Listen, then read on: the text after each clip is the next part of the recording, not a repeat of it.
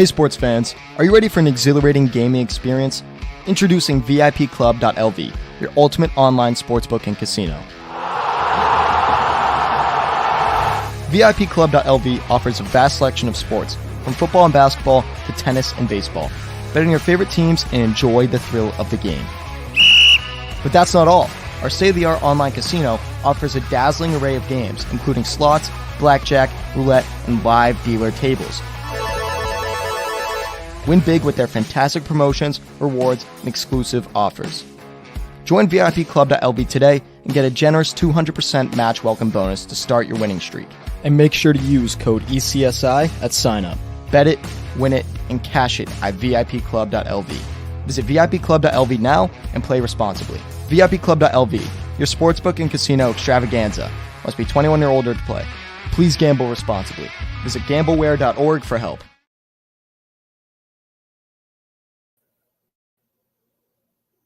Good evening, sports fans from all around the globe. I am the host, Jeff Dawson, East Coast Sports Investors, and this is your Tuesday night edition of myself and Brady Kannon to get you ready for the PGA third major, the 123rd U.S. Open at the Los Angeles Country Club.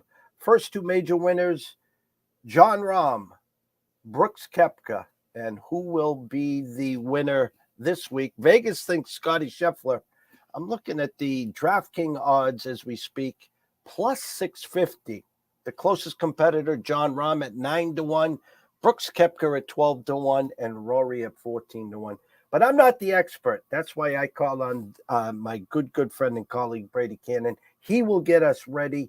He will lead us to the green, keep us out of the fairway and the bunkers, and hopefully some Sunday sweats and cash some tickets on Father's Day.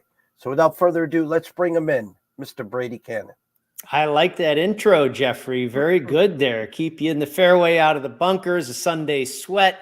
Well, you know, we did it at the PGA Championship with Brooks Koepka, so why not here on the West Coast? The U.S. Open back in the Los Angeles area for the first time in 75 years. It was 1948 when Ben Hogan won the U.S. Open at Riviera Country Club, another George Thomas design. We go about 7 miles down to Wilshire Boulevard, right there where the Playboy Mansion is in Beverly Hills, for the uber-exclusive Los Angeles Country Club, another George Thomas design. They've never held a men's U.S. Open before. The membership there, as I mentioned, super exclusive. They never really have wanted the publicity. And I don't know how the USGA convinced them to hold a major championship, but I can't wait. I think the golf course is going to be the star this week, Jeff, and I'm looking forward to watching it. I saw some clips earlier this week about the rough. They were just dropping some balls and they were just disappearing. Saw our good friend and colleague Rick Gaiman following, I think it was Xander and a few others. What comes to my mind first, and we talked about this weeks ago, and correct me if I'm wrong, Max Homa, either collegiately or grew up around that area and might hold the course record for 61 there. Is that correct? Well, all of the above. Yes. He did grow up in Southern California. He went to Cal Berkeley, Northern California, of course. And while he was at Cal, when he was a senior there, he won the Pac-12 championships, which were held at LACC, and he shot a course record 61. His teammate at the time, Colin Morikawa, or not his teammate at the exact time, I take that back, but Colin Morikawa, also a Cal Bear, played in the 2017 Walker Cup here at LACC, as did Scottie Scheffler. And then Patrick Cantlay was involved in those Pac-12 championships back in 2013 when he was attending UCLA. So certainly some flavor in the field here from California and that have played the golf course on prior occasions. We always talk about the lead up to a major. One of the storylines for the first two majors is, are you fading the live golfers? And we would talk about, mentally, are they ready? Are they in the same form as the regular PGA golfers? Well, now live PGA have merged and they are now family and friends again, or, well, kind of, sort of. You kind of know what I mean. mindset moving in. Brooks has, obviously been right at the top of the first two majors. We went back to the Masters. We're on that Sunday charge. A bunch of them were there. Before you get into your breakdown, thoughts on the live golfers coming into this weekend? Well, I think, as you know, Jeff, we were on Brooks Koepka for the PGA Championship. I was convinced by the way he came out guns a-blazing at the Masters, and I felt the job was not finished with him coming in second there. And I thought the golf course, this is probably the biggest part of my handicap. I thought the golf course Oak Hill was perfect, a perfect match for what he had done at similar golf courses before. And sure enough, he got it done. But I think, that serves everyone notice that these guys haven't gone away. They're still some of the best players in the world. And I'm one of those who didn't necessarily think it could happen. Now, it hasn't happened with the entire contingent, mind you. But certainly a handful of guys are there and have been there contending in the first two majors of the year. And that's good.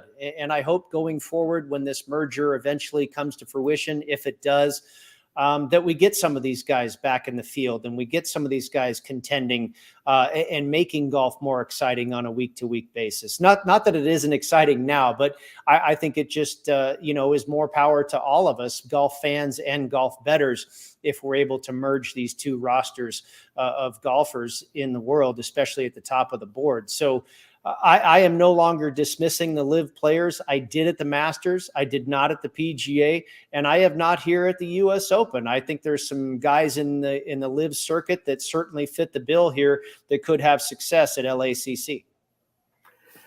I can't have a week without bringing up my Rory McIlroy update. Back-to-back weekends. I mean, if someone didn't bet the pre-flop and they just wanted some action on Sunday, they would look at the leaderboard and they'd look at the numbers, and Rory was right there the last 2 weeks going into Sunday. Both Sundays didn't fare that well. I'm looking at him at plus 1,400. Is it one of these setting us up the last 2 weeks and we're going to get that Rory week that we're expecting? Or is that number just, you would be hoping for a little more meat on the bone? Yeah, that's a tough one, Jeff. I don't think 14 is an awful number, but, if I could get 18, yeah, that'd be pretty nice. That's probably a better number in my mind. 18, maybe 19, 20. I don't know if I'd go all the way to 20. Rory has shown signs. He just can't really close the deal. A lot of top 15s, a lot of top 10s, but never really threatening. He was the topic of my article last week for the PGA Tour, the After the Cut article. Who was I going to back and who was I going to fade going into the weekend? And Rory was a fade for me. I mean, this guy was like 5 shots off the pace and was like the second favorite. It was 5-1 going into the weekend. I think he was 4 shots off or something like that, if I recall. Just crazy. And so I think a lot of it is still built on name and reputation. And of course, last week, a lot of it had to do with the fact that he was the 2-time defending champion. But, Rory's also been through a ton. He has admitted that this has worn on him, carrying the torch for the PGA Tour and the defense of the live circuit and what have you. And now this news comes down that they're going to merge and everything that comes with that. And, I don't know if the guy's relieved or exhausted or somewhere in between. And I don't know if he knows that either. He says he's very excited and pumped up to play this golf course. And I don't doubt that that's true, but I just don't know how much major championship level golf is in the tank right now for Rory McIlroy. And we talked backstage before we let you conquer this course this week. There's just some auto plays just from the eyes. And we talked about Justin Thomas plus 5,000. Now, listen, we know he just crazy, isn't it? I can never remember a number like that. And no, I don't think there ever has been. And before maybe when he was a rookie, but no, hasn't been for a long time. So you see a number like that, and as you're putting your card together, we're going to do the pre-flop. We're going to do the head-to-heads and the first-round leaders. I always talk about an auto play, and I'd say even if it's for pizza and beer money, I mean, don't you have to sprinkle something on? You're giving me Justin Thomas plus 5,000 here. I'm not going to do it. I've talked about this a couple times throughout the week. I was, of course, on your show a couple weeks ago, and we did that. We bought into the number drifting such on Justin Thomas. I think it got to about 35 or so at the Memorial, which made a lot of sense to pick that particular time to say, all right, I'm going to dive in, because he's had a lot of success at that golf course. And I believe it was the first day he kind of was okay, and then he fell off and he disappointed once again. So no, I even at 50, I can't go back to him. I don't know if it's about the number at this point. I think it's too soon, and who knows where the number is going to go next. Now you're talking about one of the best fields in all of golf that we see the entire season. So unless he continues down this path of struggling, we won't see this number again until the British Open. But I'm not ready to go there yet, Jeff. This guy, I wouldn't be surprised if he missed the cut again. I would be surprised. I'd be more surprised if he finished top 10. And I did go against him in a head-to-head matchup. So not only am I not backing him, I took a stance against him as well. I'm going to steal a Dubsy phrase, and it's a phrase that obviously you always use as well. Horses for courses. And this is a long, long course where you got to be straight. The rough is deep. I'm not sure the exact number, but there's a par 3, 290-yard hole. I would probably be using 3-iron off and a wedge to get there and hope to 2-putt for bogey. Any horses for courses set up for this course today, for this weekend? Well, it's a good question, Jeff, and it's a real tough one to answer, because we really don't. I guess we don't know much about this golf course. I've done a lot of research. Everybody in the golf betting space has done a lot of research going in this week to find out about this golf course, but there's really no history on it. So it's not necessarily that we don't know a lot. We didn't know a lot a few weeks ago. Now we're learning, or have learned, a lot more about Los Angeles Country Club, but we have no history. So we can't really say, oh boy, this guy, always plays well on a track like this, or what have you. So horses for courses is probably not the term that fits properly this particular week. Although, in part of my research and trying to find out what this golf course is all about, and I'll tell you, it's built into and on and around a couple of different hillsides and valleys. You've got a barranca that runs through the property. The greens are small and elevated. The fairways, unlike a typical U.S. Open, are very, very wide, and they're canted in one direction or another. You talked about the rough. There are some areas where the rough is very penal. There are some areas where there's very little to no rough at all. There's big, gnarly rough around the edges of the bunkers. There's some around the edges of the greens. And then there's other areas around the edges of the greens where it's shaved runoff areas, and you're going to be chipping from down below the green. So there's a little bit of everything here. The one thing it's not is a straightforward, needle thin US Open type fairway with 8-inch rough, and you hit your ball straight, you put it on the green, and you 2-putt, and you go to the next hole. There's going to be a lot more variance and variety here.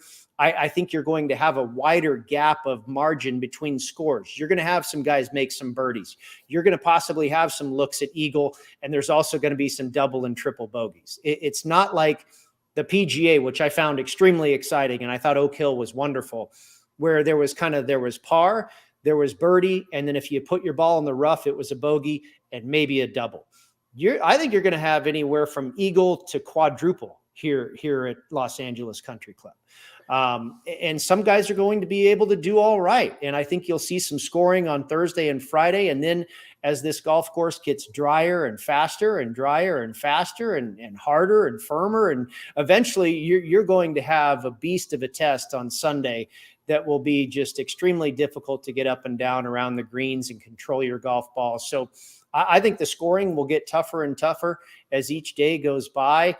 And, in part of that research process, in learning all the nuances and the design and what's going on here, the restoration that was done by Gil Hance and Jeff Shackelford,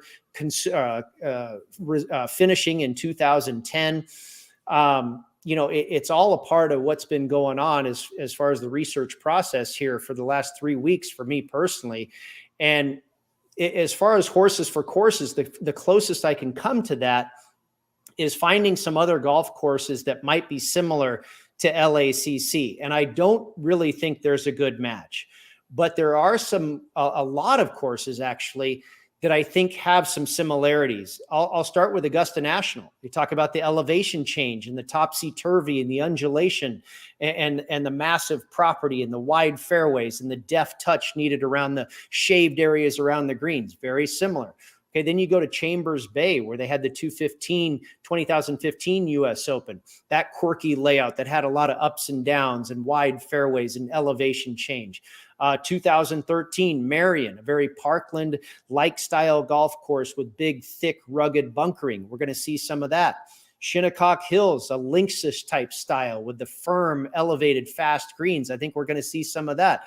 Kapalua, where they play at the beginning of the year, the Plantation course, massive wide fairways, tremendous elevation change. I think we're going to see that. So there's bits and pieces, I think, from a lot of different golf courses. But unlike the PGA Championship, where I said, the 2019, I believe it was 2019 PGA that Brooks Koepka won at Bethpage Black, I said, that's exactly what this test is going to be like. There's not a match like that. So you kind of have to mix and match and see who makes sense and go from there. But I believe true horses for courses will have to be saved for next week at the Travelers Championship. Well, behind me is the Brookline Country Club where last year's U.S. Open is. I have my shirt on right here when I was at the one of the practice rounds there.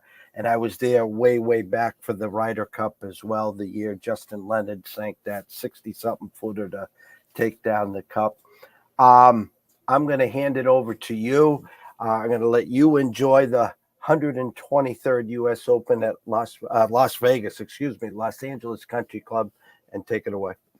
Well, Jeff, you know what? That's another one, actually. I talked about Gil Hanse coming in and doing a restoration project on this golf course. He's done that at a number of classic golf courses, and I did use that in my handicap as well. Guys that have done well on Gil Hanse restorations, and the Country Club, as you mentioned, where Matthew Fitzpatrick won last year, is another one that Gil Hanse came in and put his hands on and did some restoration there. And you look at how guys in this field have fared at that course as well. Scotty Scheffler, I believe it was third at the third or second at the Country Club in last year's U.S. Open. And Scheffler is actually a guy I landed on. I went right to the top of the board. I wasn't shy. And you know how it is, Jeff. I mean, we don't like to typically lay single digits in any golf tournament.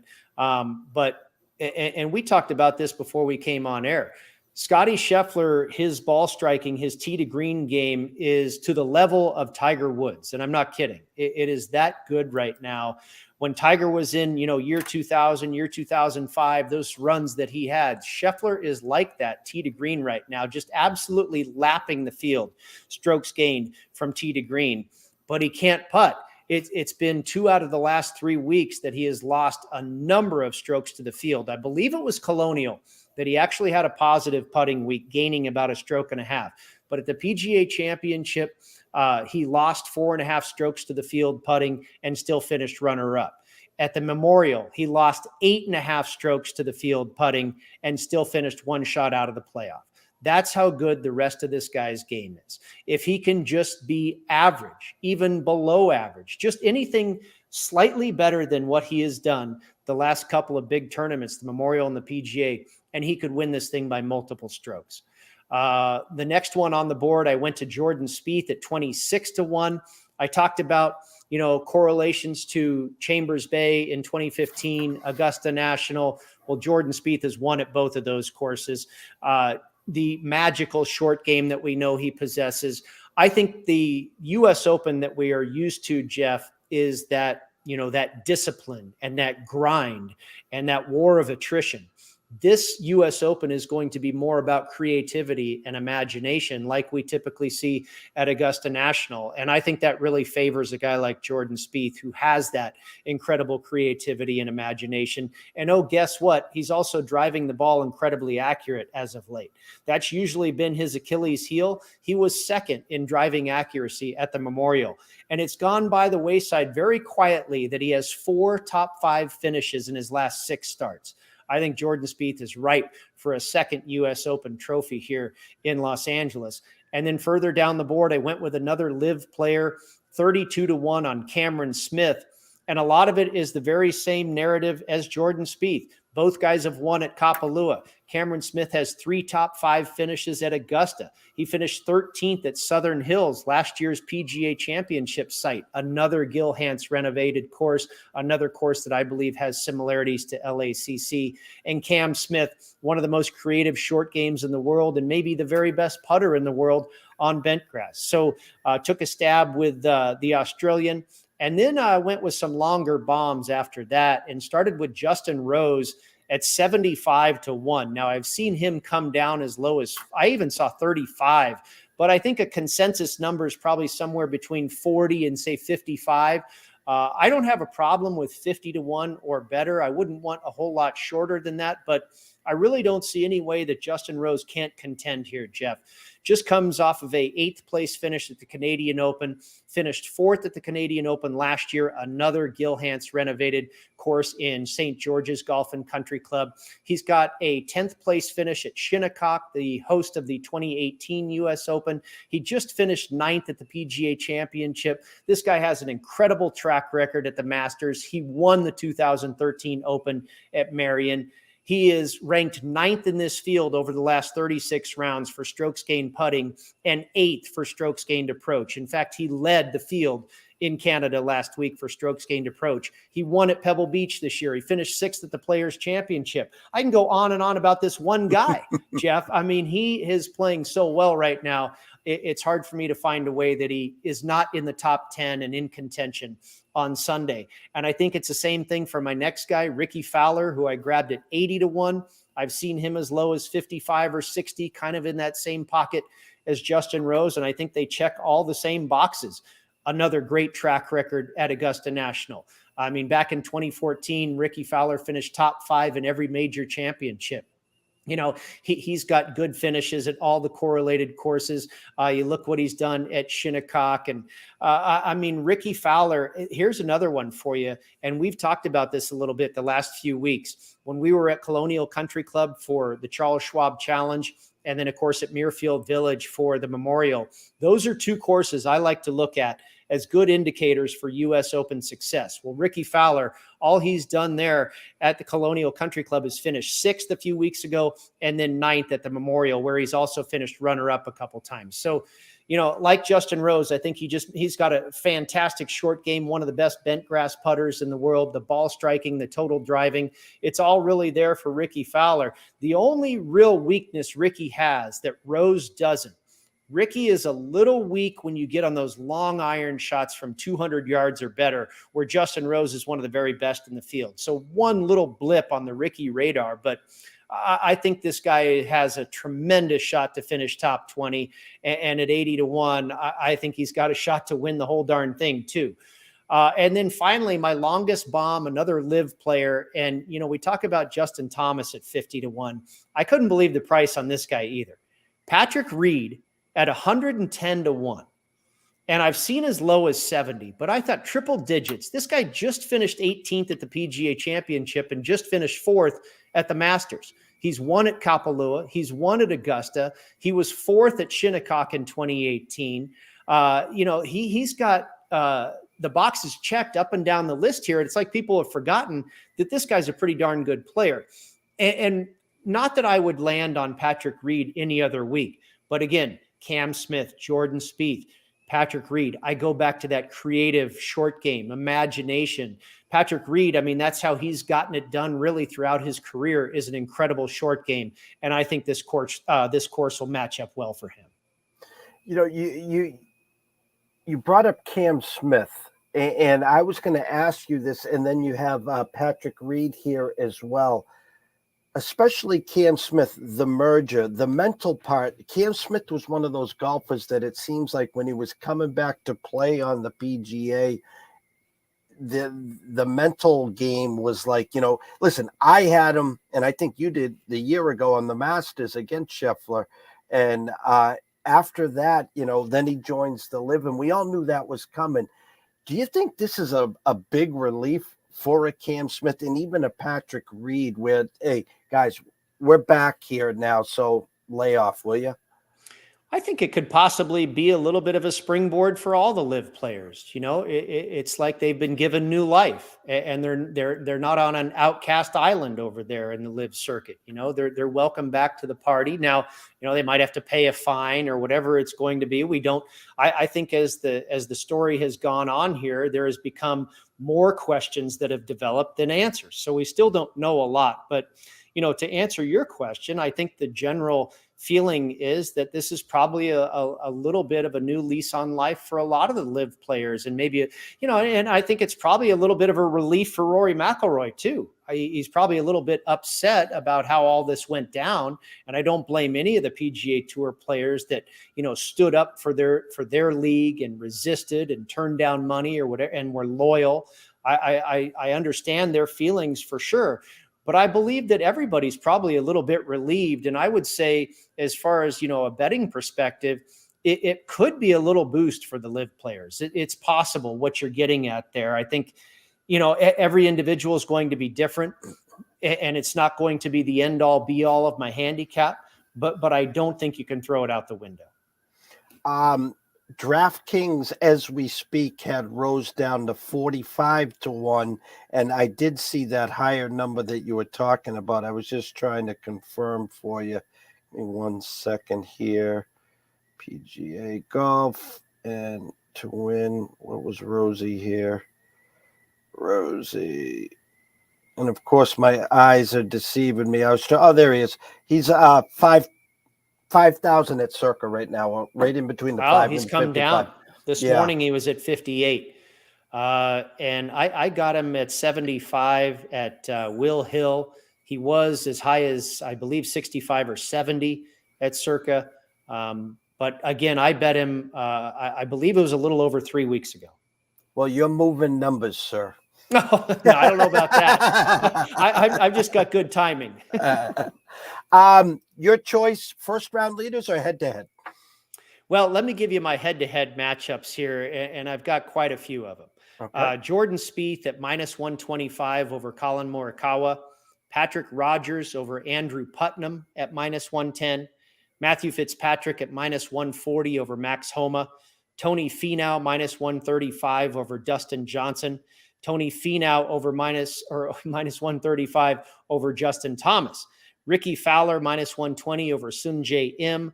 Patrick Reed -105 over Bryson DeChambeau, and Ricky Fowler -125 over Max Homa. Wow. This is the most on the head to head, and you've talked every tournament. This is the bread and butter. This is where you can sink your teeth in. This many matchups, the numbers, the course, all your homework, it was almost like a couple things here, really, Jeff. I mentioned the volatility of the scoring. I think you're going to have a wide margin. You're going to have guys, making pars and birdies and maybe even looking at eagles. And I think you're going to have a lot of guys making doubles and triples and maybe worse. I think there's a wide chasm between what the results could spit out here. And I think some of the guys that could struggle, I think Max Homa, a lot of people have been talking about, he's got the course record when he played the Pac-12 championship. He's a California kid, yada, yada, yada. The fact of the matter is he hasn't been playing very good golf as of late. So I kind of wanted to go against Max Homa. I think he might be a little overvalued. Bryson DeChambeau, he's Superman, Brutus, whatever you want to call him. I don't think he's a touch and creativity guy. Look at how poorly he's done at Augusta National over the course of his career. I wanted to go against him. Sungjae Im is a player I typically love, and I think we find good value on quite often, but he's been in awful form really ever since he took that trip to his homeland, and he's tried to come back. He missed the cut badly at the PGA Championship, shot an 80 one day there at Oak Hill. So he was another guy. I mean, most of these matchups are just guys that I'm going against. Dustin Johnson, I think he's been a little bit of fool's gold when he came out with that good opening round at the PGA, and then he fell right off the map on the weekend. And, I think Johnson, the putting has not been good. I think he's going to struggle here. Justin Thomas, we know the story there. Colin Morikawa, I don't think Morikawa is necessarily going to struggle, but I like Jordan Spieth. So this case, the matchup is a little bit more who I like versus who I don't like. And then Patrick Rogers over Andrew Putnam. Rogers is familiar with this golf course, being a Stanford Cardinal. He's got plenty of length off the tee. Andrew Putnam is not a bad player at all, but I feel he's more of like a birdie fest week-to-week PGA Tour player. I don't know if he can handle a brutal major championship venue. And not that Patrick Rogers is going to necessarily win this thing, but I think he can beat Andrew Putnam. And last but not least, your first round leaders. First round leaders, I went with three guys that I landed on for outright victories as well. And that's Justin Rose at 45-1, Ricky Fowler at 55-1, and Patrick Reed at 66-1. And it's really interesting. We kind of rattled off all the boxes that these guys check as far as, what other courses they've done well at, what current form they're in. Justin Rose is a first round leader savant, right? He has led the Masters in the first round 4 times. He also led the 2019 U.S. Open at Pebble Beach after 1 round, and he's got a number of other close finishes. Patrick Reed has a couple of runner-ups as far as first round leads. One was at Shinnecock in 2018. The other was at Winged Foot in 2020. Oh, by the way, Winged Foot, another Gil Hanse renovated golf course. And then Ricky Fowler, the same thing. He led the field at the U.S. Open in 2017 at Erin Hills. He has, if you look at all 3 of these guys, they've got 3 or 4 rounds in the first round of a U.S. Open where they gained 3, 4, 5 strokes on the field. So in their history, they have a habit of getting out to a quick start where they have one of those spike rounds where they crush everybody. Now, is it going to happen? We don't know. First round leader, we've talked about it, Jeff. Hardest thing to predict in the world. It's incredibly random. It's an extremely difficult market to bet into. I don't recommend spending a lot of money in this market, but it's fun to take a shot with. It's fun to root for a guy on Thursday. And these 3 guys have a lot of things that make sense going for them. So I took a shot with those 3, Reed, Fowler, and Justin Rose. Lastly, any bad weather is it going to be a pretty clear, Thursday through Sunday, no high winds, no, expected anything crazy over the weekend? No, it looks completely benign and really ideal. The temperatures in the neighborhood of the high 60s to the low 70s, no precipitation forecasted, and winds under 10 miles an hour, like in the 8 to 9 mile an hour range. So you would look at that on the surface and say, oh boy, they're going to tear this part of place, or they're going to tear this place apart.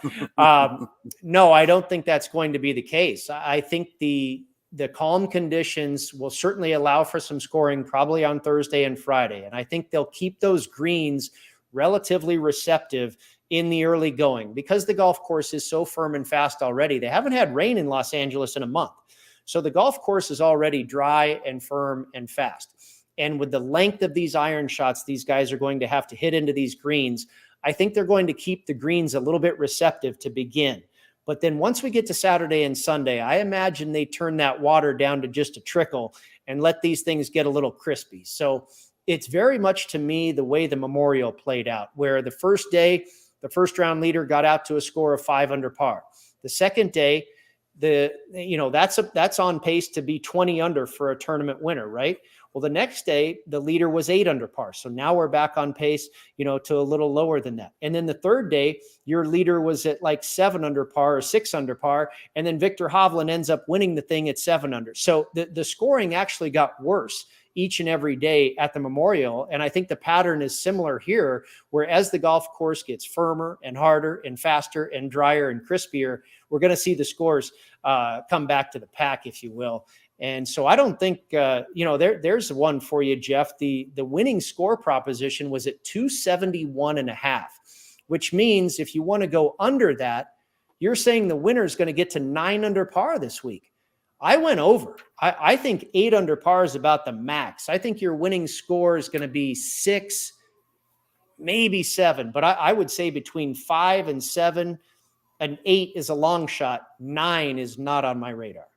That sounds like a Jeff Sherman special, huh? It is, and I don't like to bet against Jeff. He's one of the sharpest guys in the world, but we call it our pizza money play of the week on the Heat Strokes podcast. So for pizza money, I always bet Jeff's proposition bet there on the 72-hole winning score, and we've had success. We lost last week by a shot, but I'm hoping to get Jeff back this week. He is the master of that. I'm always questioning, how do you do it? He's real good at that one. You gave us a sneak a few minutes ago. Next week, the Travelers, correct? Absolutely. And you're not going to want to sleep on it because it's an elevated event, Jeff. So we're going to have the best players in the field here. And I don't know what this meant. I don't know if it was a joke or what, but apparently at a press conference today, Brooks Koepka, as he was signing off to the media, said, "I'll see you all next week at the Travelers," which I thought was very interesting. I hope it's true. I hope the Live is back in the mix as soon as possible. The scroll has been going the whole time at Las Vegas Golfer, at golf_com, at GolfBet, at PGA Tour, at Sports Grid, of course, the Heat Strokes pod. But as we always finish up, tell everyone where they can find you, Brady. Well, the best way is to get on the Twitter machine and follow me at Las Vegas Golfer. All the updates are there as far as the columns that I write for golf.com, for the PGA Tour, the Heat Strokes podcast, which recorded earlier today with Matt Humans. And then, of course, we start the Sports Grid run on Wednesday, Saturday, and Sundays every week. I appear with the crew over at Sports Grid. If you guys aren't following him, shame on you. Please go follow him, catch his work, catch him on Sports Grid Wednesday, Saturday, and Sunday. To everyone watching, thank you all. If you missed any part of the show, you can run over to our YouTube station at East Coast Sports Investors, download and catch up on all the first round leaders, head-to-head matchups, a ton of them, and of course the outrights. So for myself, Jeff Dawson at EC Sports Invest, our guest, the expert, the true expert, Mr. Brady Kannon at Las Vegas Golfer. We wish everyone a great evening. Let's cash some tickets. Enjoy the U.S. Open. Happy Father's Day to everyone, and we will see you soon.